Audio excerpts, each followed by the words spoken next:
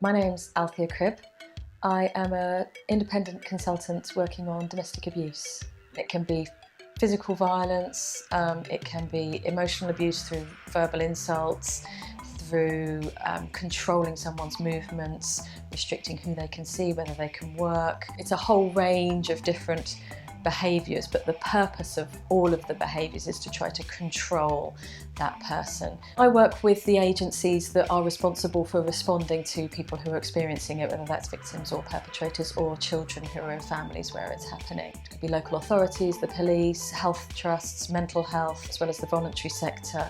So if somebody walks in the door or calls up and there's signs there that domestic abuse might be an issue for them, or they actually disclose domestic abuse, that person on that front line knows what they should say and how they should respond.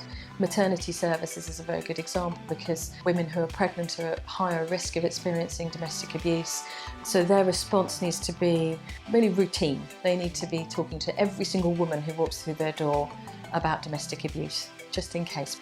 Most recently I've worked with Haringey Council and Haringey Strategic Partnerships, and also for Essex County Council, doing different pieces of work for them around domestic abuse and housing and some of the difficulties that victims face accessing housing support.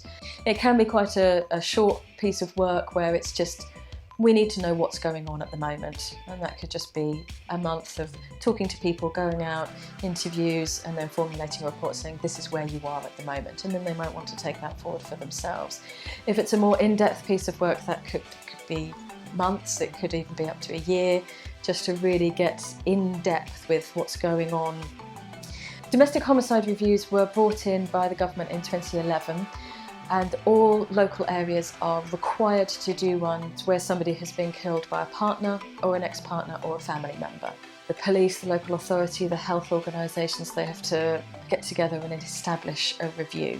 And one of the things they're required to do as part of establishing it is to appoint an independent chair. It's my job to try and bring all of that information together and produce one report, detailing all of the different contacts that happened, and then drawing out what are the key issues in this, what are the themes around this case, and then the most important bit, what we get out the end of it, is the recommendations. Could we have stopped this from happening? If anybody had done anything differently, whether that's as an individual agency or working together, could we have stopped this?